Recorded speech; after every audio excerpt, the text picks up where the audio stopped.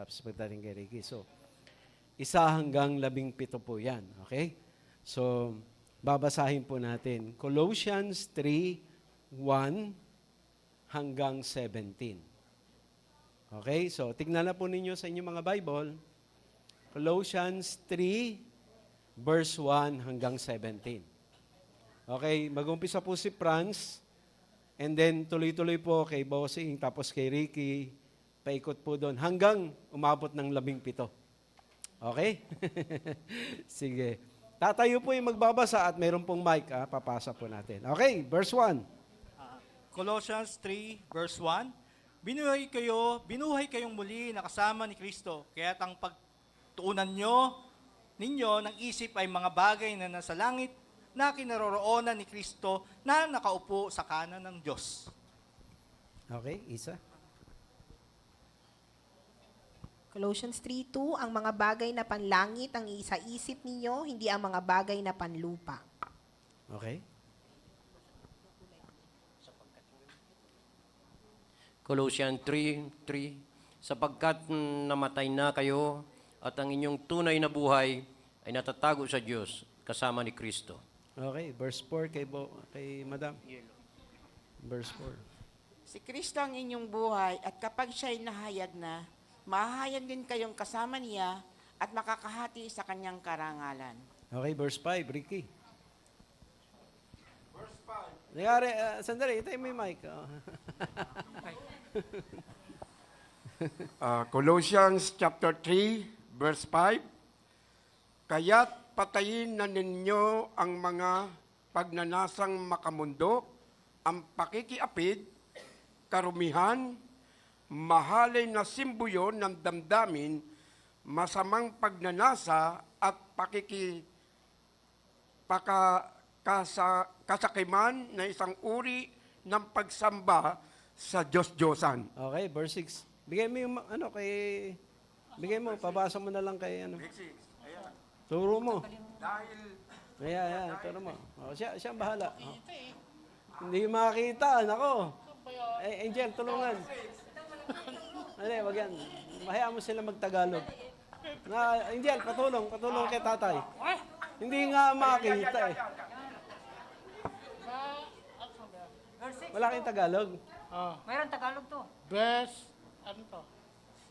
6. Dahil sa mga ito, tatanggap ng parusa ng Diyos ang mga taong ayaw pasakop sa Kanya. Okay, verse 7. Si Edison naman. Kayo naman ay Kayo man ay namuhay din ayon sa mga pagnanasang iyon ng namatay. Sa verse 6 na lang Kayo naman ay namuhay din ayon sa mga pagnanasang iyon ng kayo ay pinagharian pa ng mga ito. Okay. Ito mayroon ka na. Okay. Verse 8. Na siya rin naman sa amin ay nagbalita ng inyong pag-ibig sa Espiritu. Edna, ibabinasa mo. I'm sorry, Pastor. Verse 8. 3:8, hindi ibang 8. 3:8. Okay, Colossians 3, chapter 3, verse 8 po. Datapwat ngayon ay inyo naman layuan ang lahat ng mga ito, galit, kapuotan, paghihinala, panunungayaw, mga salitang kahalay-halay na mula sa inyong bibig. Okay, verse 9.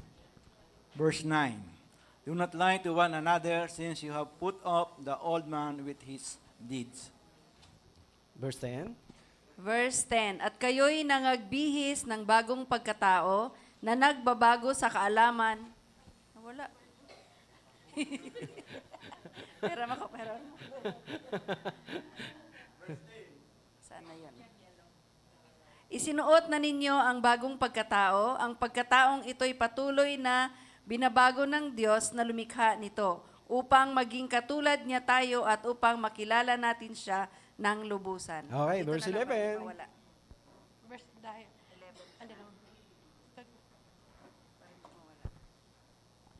11. Dahil dito wala nang ipagkaiba ang Hudyo sa Hintil, ang tuli sa hindi tuli, ang barbaro, ang hindi Yung bambangis.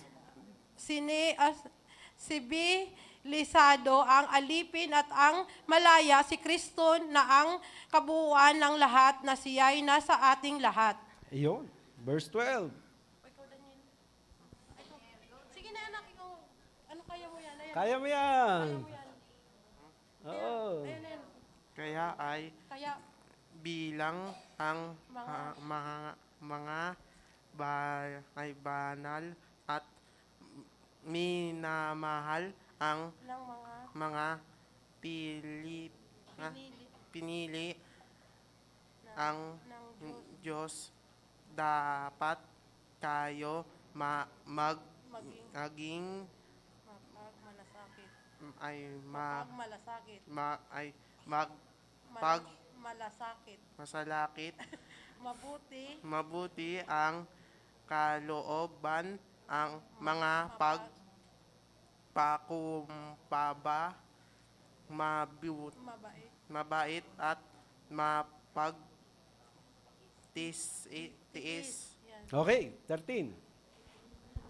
13, maging mapagparaya kayo sa isa't isa at mapagpatawaran kayo kung may hinakit kayo kanino man dahil pinapatawad din kayo ng Panginoon. 14. 14 po. At higit sa lahat, taglayin ninyo ang pagmamahalan na siyang nagbubuklod sa lahat sa ganap na pagkakaisa. 15. Paghariin ninyo sa inyong puso ang kapayapaang kaloob ng Kristo, sapagkat iyan ang dahilan kung bakit kayo tinawag sa iisang katawan. Magpasalamat kayong lagi. Okay, 16.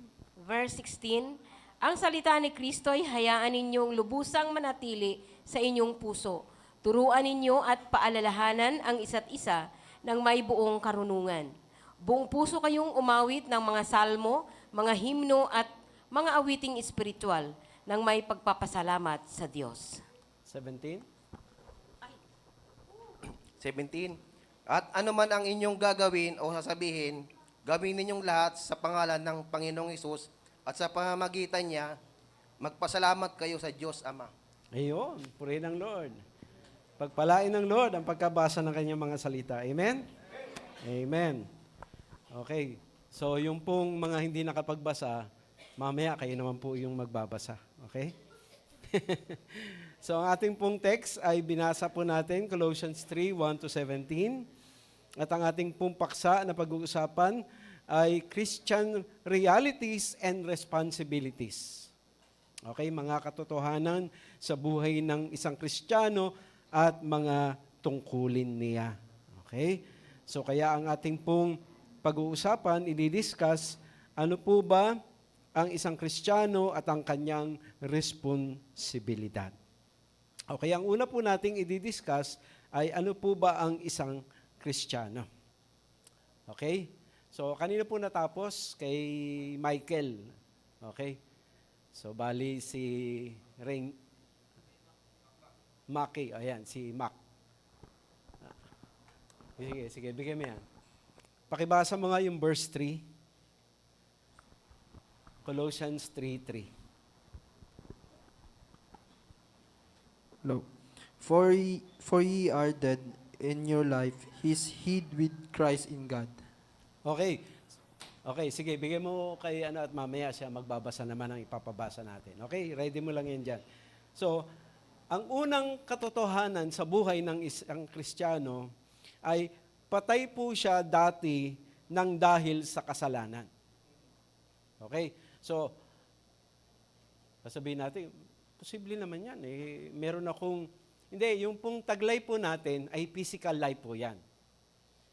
Okay? Yung physical life, mga kapatid, na taglay natin ngayon, mag-e-end po yan doon sa hell. So kailangan tayo magkaroon ng spiritual life para tayo po ay pumunta sa heaven. Nandyan pa ba tayo? So, paano tayo magkakaroon ng spiritual life? Siyempre, kailangan ma-born again tayo. Kasi born from above o born in the Spirit. So, kaya po, yun po yung unang dapat nating malaman.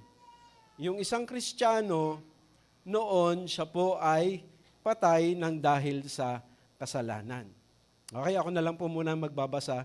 Sabi po ng mga taga-Epeso, chapter 2, verse 1, hanggang sa verse 3, noong unay patay kayo dahil sa inyong mga pagsuway at mga kasalanan. Sinusunod ninyo noon ang masasamang takbo ng mundong ito at napailalim kayo sa prinsipe ng kasamaan, ang espiritong naghahari sa mga taong ayaw pasakop sa Diyos. Ang totoo, tayong lahat ay dati ring namumuhay ayon sa ating laman at sumusunod sa masamang hilig ng katawan at pag-iisip. Kaya't sa ating likas na kalagayan, kabilang tayo sa mga taong kinapopuotan ng Diyos. So yan po yung ating nakaraan. Yan po yung ating dating kalagayan bago natin makilala ang ating Panginoong Yesus. So yan po tayo. Yan po yung ating pinanggalingan, mga kapatid. Patay nang dahil sa kasalanan at pagsuway. Pero meron pong magandang mangyari. Okay, pabasa po natin kay, tama ba ako? Hans? Ayan, okay. Okay, Colossians 3:1. Pabasa natin kay Hans. Kung kayong ngayon muling binuhay na kalakip ni Kristo, ay hanapin ninyo ang mga bagay na nangasa at itaas na kinakaroon ni Kristo at nakaupo sa kanan ng Diyos. Ayun. Okay, pasa mo sa iyong kasunod at siya naman mamaya magbabasa. So, doon tayo po ay patay nang dahil po sa ating kasalanan at pagsuway. Ngunit, sabi po dyan, muli tayong nabuhay dahil sa sakripisyo ni Kristo. Okay, malinaw po yung binasa kanina, binuhay kayong muli kasama ni Kristo. Kaya pag binasa po natin ng Efeso chapter 2 verse 4 hanggang sa verse 7, ay ito po ang ating makikita. Subalit, napakasagana ng habag ng Diyos at napakadakila ng pag-ibig niya sa atin, mga tayo'y binuhay niyang kasama ni Kristo noong tayo'y mga patay pa dahil sa ating pagsuway. Naligtas nga kayo dahil sa kanyang kagandahang loob. Dahil sa ating pakikipag-isa kay Kristo Jesus, tayo'y muling binuhay na kasama niya upang mamunong kasama niya sa kalangitan. Ginawa niya ito upang sa darating na mga panahon ay maipakita niya ang di masukat na kasaganaan ng kanyang kagandahang loob sa pag-ibig niya sa atin sa pamagitan ni Kristo Jesus. Verse 8, sapagkat dahil sa kagandahang loob ng Diyos, kayo ay naligtas sa pamagitan ng pananampalataya at ang kaligtasang ito'y kaloob ng Diyos at hindi sa pamagitan ng inyong sarili, hindi ito bunga ng inyong mga gawa, kaya't walang dapat ipagmalaki ang sinuman. So ano ang ating nakaraan? Patay nang dahil sa kasalanan. Ngunit, nung masalubong natin ang Panginoon, sino man po yung ginamit ng Lord sa atin, pwedeng yung ating asawa, pwedeng yung ating kaibigan, pwedeng yung ating pong mga kamag-anak, nasa lubong natin ng Lord at tayo po'y tinulungan niya na sumampalataya sa Kanya, magsisi ng ating mga kasalanan. Ano po nangyari sa atin? Binuhay tayong muli. Amen? Amen? So, ibig sabihin mga kapatid, dati, meron lang tayong physical life. Ngayon, meron ka ng spiritual life. At yung spiritual life na yan, mga kapatid, yan ang nagbigay sa iyo ng garantiya na pwede kang pumunta ng langit. Amen? Amen? Dati physical life lang papunta ng kapahamakan, mabubulok, mamamatay. Pero, praise God. Amen? Dahil kay Kristo. Dahil sa Panginoon. So, kaya ito po yung pangatlo na dapat nating makita. Okay, sino pong kasunod? Pabasa natin ulit yung verse 3. Kay JR? Colossians 3:3. Hello. Colossus 3 verse 3. Sapagkat namatay na kayo at ang inyong buhay ay nakatago sa Diyos kasama ni Kristo. Okay. Praise God. Mga kapatid, kahit nandito pa tayo sa lupa, nakuha niyo po yung ibig sabihin, kahit nandito pa kayo, kayo'y nandun na. Residente na ng langit. Amen? Amen? Isang bagay na kung saan, mga kapatid, iba po dapat ang maging epekto sa atin. Kasi tayo, bawat isa sa atin, palagi tayong nakatingin doon sa hawak natin na pera, yung ating nararanasan, yung mga bagay, mga kapatid, na gusto natin pero hindi natin makamtan, yung mga ayaw natin pero nararanasan natin. Nakatuon tayo sa kasalukuyan. Pero gusto ng Lord na malaman natin, oo, dati patay ka, pero muli kang binuhay, at yung buhay mo ay nakatago na doon sa langit. Amen? Amen? Kaya lang, mga kapatid, yung buhay na yun na tinanggap mo, na nakatago doon sa langit, gusto ng Panginoon, mga kapatid, tuklasin mo yun kung ano. Nakareserve na yun sa langit. Pero, yung life na yun, mga kapatid, ang sabi ng salita ng Lord, kailangan nating alamin kung ano yung nandun na buhay natin sa langit. Amen? Ikaw at ako, mga kapatid, kadalasan, masyado po tayong nababat-bat ng mga bagay na nandito sa lupa. Yung kasalanan, yung tukso, yung problema. Pero mga kapatid, gusto ng Lord, simula sa araw na to, na huwag na tayong masyadong mag-focus doon sa hirap, sa problema, sa kasalanan, sa tukso. Mag-focus tayo kung paano natin tutuklasin yung buhay na binigay ng Lord na nandun sa langit. Nakatago. Pero hindi ibig sabihin na nakatago ay hindi mo pwedeng matuklas. Amen? Amen? Amen?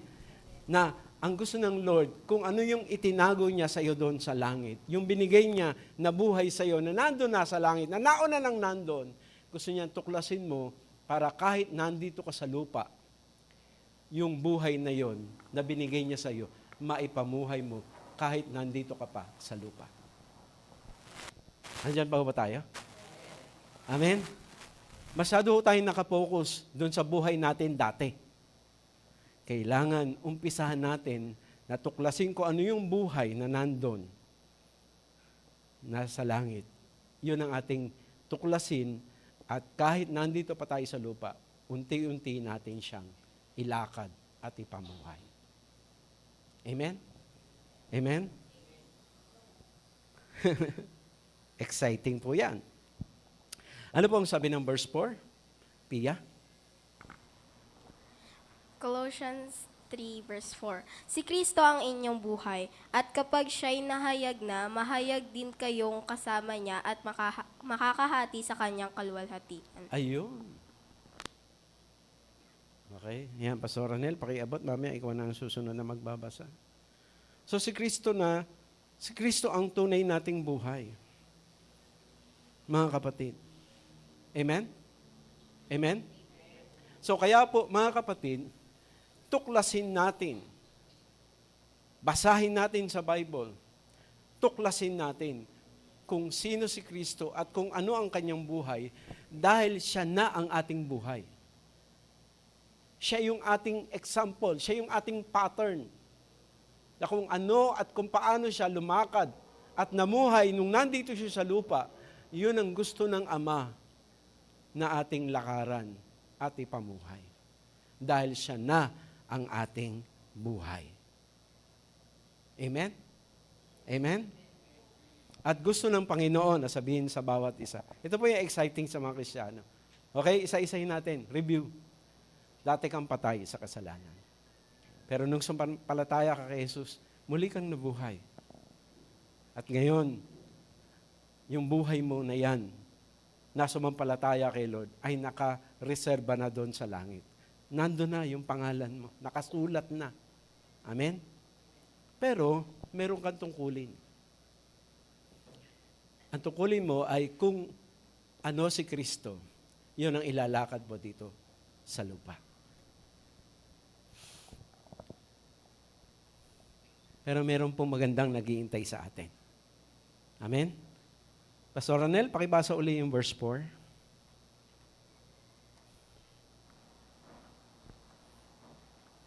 Si Kristo ang inyong buhay at kapag siya'y nahayag na, mahayag din kayong kasama niya at makakahati sa kanyang karangalan. Ayun. Amen? Amen? So, ito pala ang mangyayari mga kapatid. Ito pala yung future ng mga Kristiyano. Ano po yung future ng mga Christian? Mga kapatid, mamaya lilinawin natin yan. Pero ngayon pa lang, mga kapatid, ang future ng isang Kristiyano, karangalan. Amen? Amen? Higit pa po yan, mga kapatid, na ikaw ay naging naging magna cum laude. Higit pa po yan sa ikaw ay naging top doon sa klase ninyo. Higit pa po yan doon sa promotion sa trabaho. Higit pa po yan, mga kapatid, doon sa ikaw ay nagkaroon ng building, ng negosyo. Higit pa po yan. Ano yun? Karangalan. At ang sabi, mga kapatid, yung karangalan ni Jesus, ibabahagi sa iyo. Amen? Amen? Kaya pala sabi po sa Romans chapter 8 verse 29, for whom He foreknew, He predestined to become conformed to the image of His Son. So yung kaluwalhatian ni Kristo, mga kapatid, ibabahagi niya sa atin. Yung karangalan niya, ibabahagi niya sa atin. Amen? Amen? So kaya, mga kapatid, wag po tayo mag-focus lang sa nakaraan, at wag din pa tayo masyado mag-focus sa kasalukuyan dahil po merong pong magandang future para sa bawat isa. Amen? Amen? Amen? Tingnan niyo po inyong katabi. Maganda po ang future niyan. Amen? Dahil si Jesus na kanyang sinampalatayanan ay ibabahagi sa kanya, sa atin, ang kanyang karangalan. Amen? Amen. Pero, mga kapatid, bago mangyari ang lahat ng iyon, meron po tayong tungkulin. What is a Christian asked to do? Okay? Babasa muna natin, Colossians 3:5. Sino na ang kasunod? Ayan. Colossians 3:5. Kaya't patayin na ninyo ang mga pagnanasang makamundo, ang pakikiapid, karumihan, mahalay na simbuyo ng damdamin, masamang pagnanasa, at ang kasakiman na isang uri ng pagsamba sa Diyos-Diyosan. Ayan, mga kapatid. Ano po yung una nating tungkulin? Itigil na daw po natin ang pagsasabuhay noong dati nating buhay. Amen? Amen? Ano yung dati nating buhay? Makamundo. Nilinya po dyan. Ano po yung buhay ng makamundo? Okay, babasahin ko po dito sa aking, sabi rito, kaya dapat nang mawala sa inyo ang mga pagnanasang makalaman, ang pakikiapid, kahalayan, mahalay na simbuyo ng damdamin, masamang pagnanasa, at ang kasakiman na isang uri ng pagsamba sa Diyos-Diyosan. Yung kasakiman, mga kapatid, na binabanggit po rito, greed po yon. Pero sa ibang salin, covetousness. At alam nyo ba, mga kapatid, ang dahilan, kaya po marami po ang sa halip na manalo, meron po kasing tinatawag na online gambling. Andyan pa ba tayo? Alam nyo ba yon? At kung kayo'y gumagamit ng cellphone, sigurado po, biglang magpa-plus na lang yan. At marami din po, mga kapatid, ang bumabaon sa utang kasi marami din pong mga application sa Bible, sa cellphone na kung saan gusto kang pautangin. At sasabihin, mga kapatid, na yon po ay konti lang ang tubo. Pero mga kapatid, Lahat po yan, mga kapatid. Sabi nga po sa Bible, wag daw po tayo magkautang, sa halip ang ating maging utang ay ang pagmamahalan sa isa't isa. Kaya ikaw at ako, mga kapatid, pinapaalalahanan. Nandyan pa ba tayo? Kung talagang gusto mong maranasan na si Kristo na ngayon ang iyong matuklasan, ang iyong maging ugali, maging pamumuhay, kailangan meron kang ihinto. Amen? Amen? At ano yun? Ang pagiging makamundo. Amen? Amen? Sabi nga po ng unang Juan chapter 2 verse 15, huwag ninyong ibigin ang sanlibutan o ang mga bagay na nasa sanlibutan. Ang umiibig sa sanlibutan ay hindi umiibig sa Ama. Ang lahat ng nasa sanlibutan, ang mga masamang pagnanasa ng laman, ang nasa ng mga mata, at ang pagmamalaki sa mundong ito ay hindi nagmumula sa Ama, kundi sa sanlibutan. Mawawala ang sanlibutan at ang lahat ng kinahumalingan nito. Ngunit ang mga sumusunod sa kalooban ng Diyos ay mabubuhay magpakilanman. So hindi pwede, mga kapatid, na ikaw at ako magpatuloy tayong mabubuhay doon sa buhay na mapaparam. Doon sa buhay na magwawakas. Amen? Amen? Kailangan igugol natin ang ating buhay doon sa pangwalang hanggan. At yun ay ang pagsunod sa kalooban ng Diyos. Okay? Sino po yung sunod na magbabasa? Okay, sige. Basahin mo yung verse 8. Ngunit ngayon, itakwilan ninyo ang lahat ng galit, puot at sama ng loob, iwasan ninyo ang panlalait at malaswang pananalita. Okay? Yung kasunod mo, verse 9.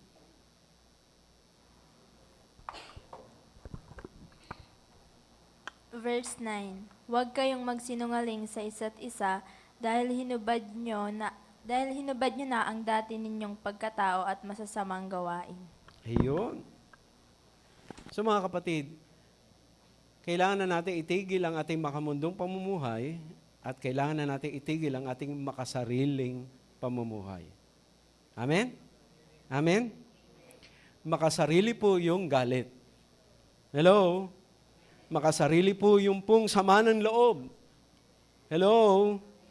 Makasarili po, mga kapatid, yung panlalait at yung mga malalaswang pananalita. Makasarili po rin yung pagsisinungaling. Amen? Amen? At malinaw po ang sabi ng Bible, ang mga sinungaling ay saan po daw dadamputin? Sa dagat-dagatang apoy. Kaya ikaw at ako, mga kapatid, ito yung tungkulin mo ngayon. Okay? Dati kang makamundo, dati kang makasarili, pero pinatay ka nun, kapatid.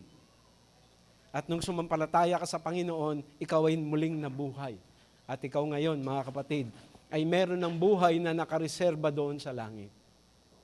Pero habang narito ka sa lupa, kailangan mong tuklasin yung buhay mo na walang iba kundi si Kristo. At kung ano siya, yun ang ilalakad mo dito sa lupa. At ang kanyang pangako, mga kapatid, kapag ginawa mo yun, ikaw ay nakareserbang tumanggap ng kanyang karangalan at kaluwalhatian. Amen? Amen? Amen? So kaya po, mga kapatid, everyday po, may experience natin yan. Yung sinabi ng salita ng Diyos. At sinabi nga niya sa kanilang lahat, ang sino mang nagnanais sumunod sa akin, ay kinakailangan itakwil niya ang kanyang sarili, pasanin araw-araw ang kanyang krus, at sumunod sa akin. So yung pong pagiging makamundo, yung pong magiging makasarili, mga kapatid, kailangan magwakasyon. Amen? Pakisabi sa inyong katabi, kailangan magwakas. At ano po ang kailangan magsimula? Sabi po ng Colossians 3:4, sino ang kasunod? Colossians 3:4, ayan, si Pastor Dodi.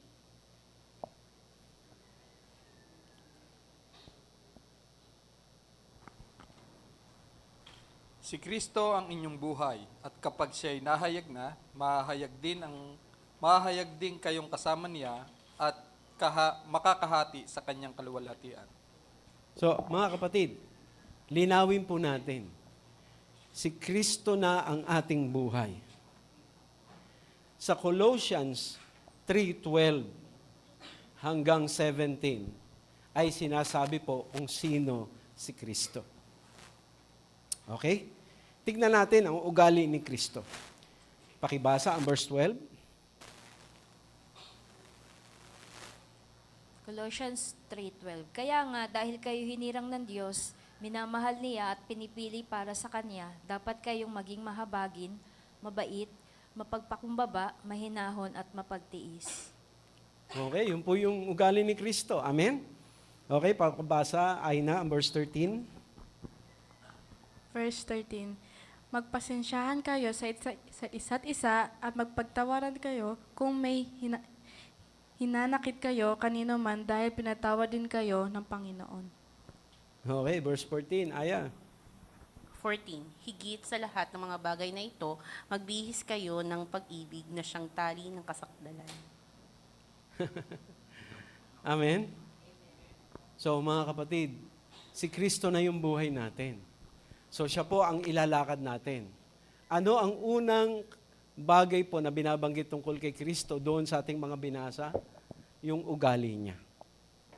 Amen? So simula ngayon, kung totoong tinanggap mo na si Jesus sa iyong buhay bilang Lord and Savior, kakalimutan mo na ang makamundo, kakalimutan mo na ang makasarili, at uumpisahan mo ng ilakad at ugaliin kung ano ang kanyang ugali. Amen? Amen? Amen? Minsan po, mga kapatid, may nagkwento. Meron daw pong isang pamilya na nag-invite sa kanilang pastor at inilibre po sa restaurant. Okay? Hindi ko po sinasabing gawin niyo yun. Pero nung nandun na po sila at nag-order na po, pero tandaan nyo, mga kapatid, pag sa restaurant ka nag-order, matagal. Amen? Natagalan po yung tatay. At sa sobrang tagal, nawala po yung kanyang pasensya. At tinawag niya po yung salbedero at sabi niya sa kanya, ano ba yan? Ang tagal-tagal. Nagugutom na kami. Pagkatapos, umalis na at humingi siya ng pasensya doon sa pastor. Sabi niya, Pastor, pasensya na ho kayo. At yun po yung naging ugali ko. Namana ko lang po yan sa tatay ko. Okay? Sino ba dito yung nagsasabing namana natin yun sa tatay natin? Hello? Ang sabi po ng pastor, hindi naman po siya sinigawan at nireview. Ang sabi lang niya, ano naman ang namana mo sa iyong tatay sa langit? Amen? Mga kapatid, ang buhay natin ay si Kristo. At kung ang buhay mo ay si Kristo, dapat umpisahan mo nang ilakad at ipamuhay ang ugali ni Kristo. Oo, wala kang pasensya noon, pero kapatid, yung Kristong nasa iyo, may patience yun. May goodness yun. May gentleness yun. May self-control yun. Amen? Amen? So yun ang dapat nating ilakad. Yun ang dapat nating ipamuhay. Bakit? Siya na yung buhay natin eh. Amen? Amen? Ang buhay po natin ay hindi po yung makamundo at hindi yung makasarili. Ang buhay natin ay si Kristo na. So dapat, kung ano yung ugali ni Kristo, yun ang ating ipamuhay. Yun ang ating ilakad. Yun ang ating maging ugali. Amen? Amen. Sige. Sino po ang kasunod? Si Michael, verse 15. 15. Ang kapayapaan ng Diyos ang siyang maghari sa inyong mga puso. Kayo ay tinawag dito sa isang katawan at maging mapagpasalamat kayo. Mga kapatid, may tanong ako sa inyo. Sino po ba ang nagpapayapa o nagpapapanatag sa puso natin? Sino po? Yung mga magulang, napapanatag po sila pagka nasa tabi nila yung anak nila. Yung namang mga asawang lalaki o asawang babae, napapanatag sila pag nasa tabi nila yung kanilang partner. So pag merong isang miyembro ng pamilya natin na wala sa bahay, hanggang hindi siya umuwi, hindi tayo napapanatag. Kaya nga po, yung isang text ay napaka-importante po minsan sa atin. Hello? Hello? Di ba, minsan, mga kapatid, kapag ka po yung budget natin ay kinakapos na, nawawala na po yung peace natin. Hello? Hello? Pag merong sakit, pag merong problema, nawawala yung peace natin. So, mga kapatid, ibig sabihin, may mga bagay po na hindi po si Jesus ang nagpapanatag sa iyo. Pero simula ngayon dapat, yung katotohanan na si Jesus ay nasa iyo, dapat po yun ang magpanatag ng puso mo. Oo, wala pa si anak, oo, wala pa si kasama sa bahay. Anong gagawin mo? Lord, ikaw naman po higit na makakapag-ingat sa kanya kaysa sa akin. Yung pag-aalala ko, hindi po makakatulong. Kaya Lord, binibigay ko po isa sa iyo, ikaw po mag-ingat sa kanya. Kaya dapat si Jesus na po ang nagpapanatag ng ating puso. Hello? Hello? Hindi po yung pera, hindi rin po yung walang sakit, hindi po. Si Jesus po dapat. Pabasa natin ang verse 16, sino nang kasunod? Okay. Verse 16, hayaan ninyong manahan ng lubusan sa inyong mga puso ang mga aral ni Kristo. Paalalahanan at turuan nyo ang isa't isa ayon sa karunungang kaloob ng Diyos. Umawit kayo ng mga salmo, himno at iba pang mga awiting espiritual na may pasasalamat sa Diyos at sa mga puso ninyo. Dito mga kapatid, makikita po natin na ang dapat po na nagiging pangangatwiran natin ay ang salita ng Diyos. Okay? Dahil si Kristo yung buhay mo, kapatid, yung ugali niya na ang dapat na ugali mo. Dahil si Kristo yung buhay mo, siya na dapat yung nagpapanatag ng kalooban mo. At dahil si Kristo na, mga kapatid, yung salita niya na ang siyang buhay mo, ito na dapat din ang katwiran mo, ito na rin dapat ang paninindigan mo sa buhay mo. Amen? Amen? Hindi ang karanasan mo. Hindi rin ang mga nangyayari sa paligid mo. Kasi mga kapatid, may pangako ang Diyos. May sinasabi ang Diyos. So dapat po mga kapatid, sabi po ng awit, salita mo'y tanglaw sa aking landas na daraanan. Ilaw. So dapat po mga kapatid, ang siyang nagdidikta sa atin ay hindi po yung ating experience, hindi rin po yung advices ng iba, kundi yung word ni Lord na dapat nating binabasa sa araw-araw. Na siyang guide natin, na siyang light natin, na siyang instruction niya sa bawat isa sa atin. Amen? Okay, Mercy, verse 17. Malapit na po tayo matapos. Sige po. Okay. Verse 17, at anuman ang inyong gawin, sa salita man o sa gawa, gawin ninyo sa pangalan ng Panginoong Hesus nang may pasasalamat sa Diyos Ama sa pamamagitan niya. Okay, reviewin lang po natin. Since na si Jesus yung ating life, dapat yung character niya ang character natin. Since si Jesus yung ating life, dapat yung peace niya ang nagpapanatag sa atin. Since si Jesus yung ating life, mga kapatid, dapat yung word niya ang siyang guide natin sa ating buhay. At since si Jesus yung buhay natin, mga kapatid, namumuhay tayo na yung ating salita at ginagawa ay bilang representative niya dito sa lupa. Amen? Amen? Amen? Tignan niyo po yung katabi niyo. Representative ni Lord yan. Representative ka ni Lord sa bahay mo. Amen? Representative ka ni Lord doon sa community ninyo. Representative ka ng Lord doon sa trabaho nyo, Doon sa school ninyo, kapatid, saan ka man pumunta, yung bawat mong sasabihin at bawat mong gagawin, andyan pa ba tayo?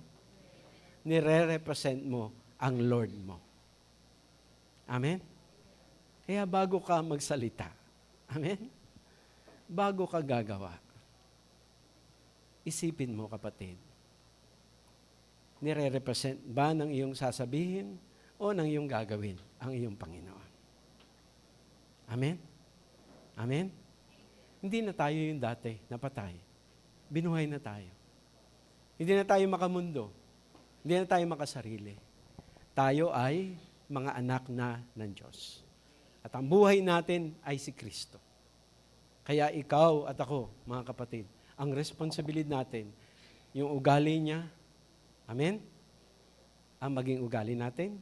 Yung peace niya ang maging kapanatagan natin. Yung word niya, mga kapatid, ang maging guide at instruction natin. At higit sa lahat, everyday ng buhay natin, whenever na magsasalita na tayo at lalakad tayo at gagawa tayo, alalahanin natin, nire-represent mo ang Lord dito sa mundo.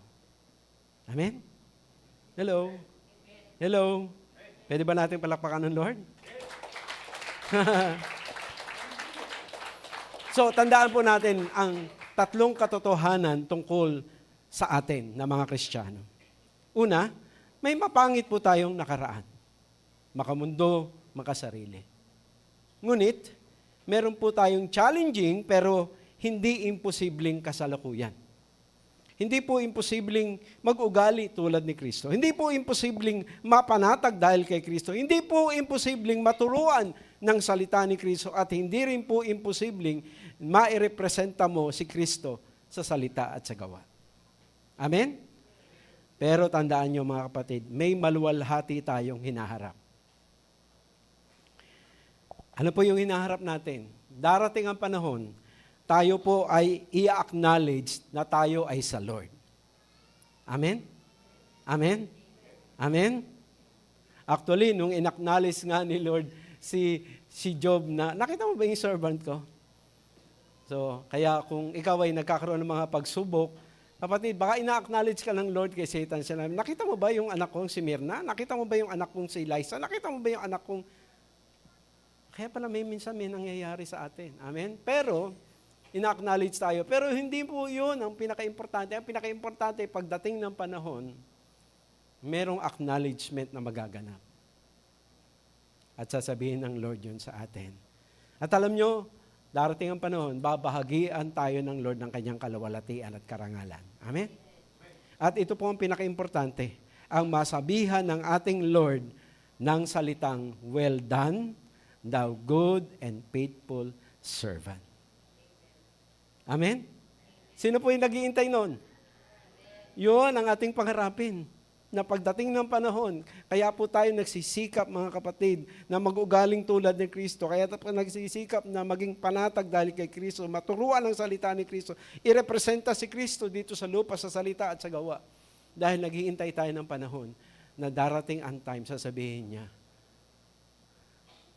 halika, pumasok ka. Ikaw na aking mabuti at tapat na lingkod.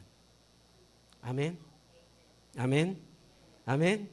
Wala na pong pinakamasarap marinig kung hindi yung sabihin niya, halika, halika. Ikaw na tapat ko at mabuti kong lingkod. Kaya mga kapatid, huwag nating isipin yung mga naranasan natin. May katapusan ang lahat ng yan. May dahilan ang lahat ng yan. Pero ang pinaka-importante yung layunin. Amen? Amen? Anong layunin? Gusto kang kilalanin ng Lord na ikaw ay Kanya.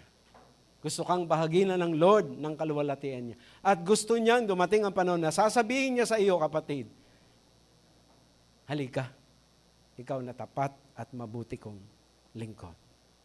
Wala na pong pinakamasarap na marinig kundi iyon. Amen? So kahit ano po yung daanan natin, daigin natin, paglabanan natin, pagtagumpayan natin. Bakit? Kasi darating ang panahon, may pagkilalang gagawin ng Lord sa atin. Amen? Tayo po tayong lahat. Tayo po ay muling umawit sa Lord bago tayo mag-pray.